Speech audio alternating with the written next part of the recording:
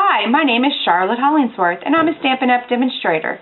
Today I'd like to share with you a card I made and show you how to make it. Here's the stamp set that I used. It's called Jack of All Trades.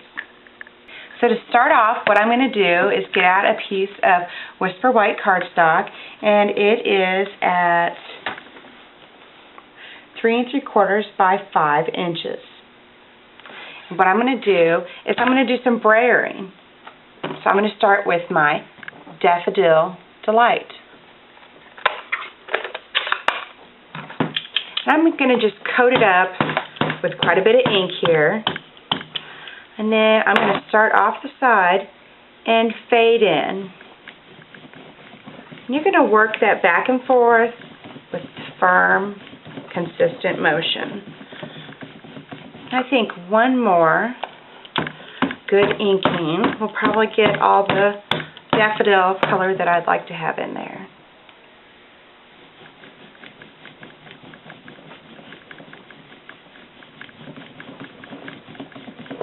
Okay, I think I like that.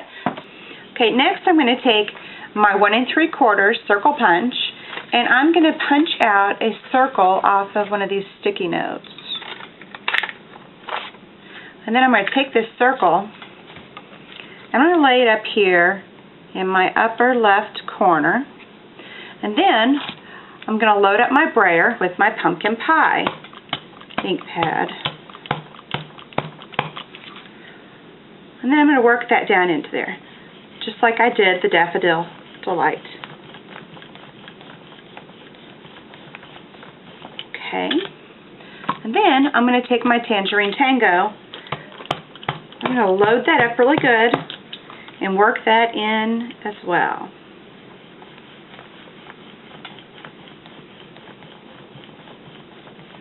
Okay. Now that I've finished brayering, I'm going to go ahead and remove this circle. And you can see I have a really nice moon, and oh, I smudged my paper, but that's okay. I'm going to lay this sticky note down and put in my landscape. I'm going to take my rich raspberry ink pad and a sponge, and I'm going to work this across in circles. And as I run out of color, I'm going to dip back in here and work my way back up and in there. Then I'm going to take my basic black and I'm going to put in a shadow.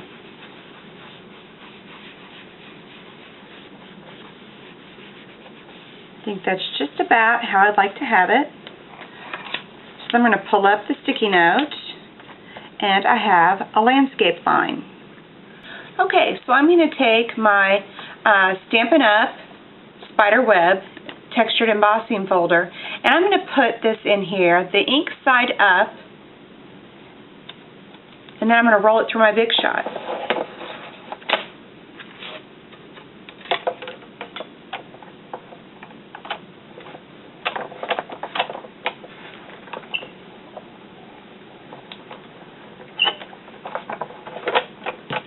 And voila, we have a spider web. Next, I'm going to take my sanding block here, and I'm going to gently go across here. And you'll see where I am rubbing off where the embossing folder embossed, and also taking away the ink and leaving this really nice white spider web. Now I'm going to layer this on top of this piece of basic black cardstock. I cut it at 4 5 3/4, and I'm taking my cutter kit and my 7-sided distressing tool, which is this one, and I'm going to go ahead and distress the edges here, just like this.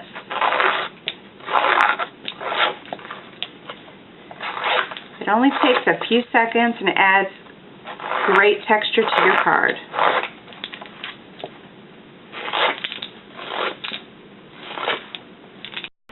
Now I have a piece of rich raspberry cardstock that I cut at 4 1/4 by 11. I scored this down the middle at 5 1/2. And then I'm going to layer this piece of basic black on there with my snail.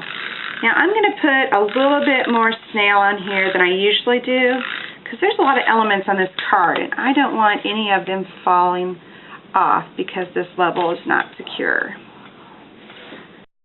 Now I'm going to layer this top piece on here with the dimensionals, and they do definitely add some dimension to your card. Now I already stamped these pumpkins out for us in advance.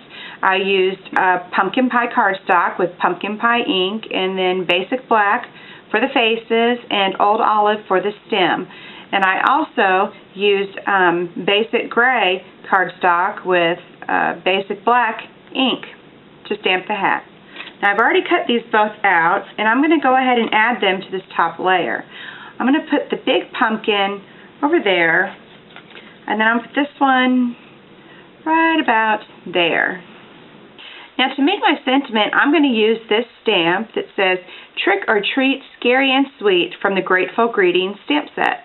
And I'm going to use my markers to color it in. So I'm going to start with the top row, and I'm going to color this in with a rich raspberry. And then Tangerine Tango on the next one. Pumpkin Pie.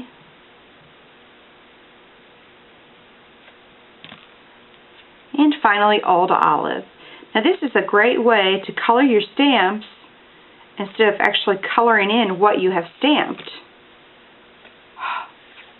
And I'm going to give it a stamp just like that. And I'm going to take my curly label punch, line it up, and cut that right out. Okay, now that I've punched this out, I'm going to take my rich raspberry sponge and work my way around this. This will give even more depth and dimension to your card. And then I'm going to take these rhinestones that I have went and I've colored them in with a black Sharpie marker. There's one on that side.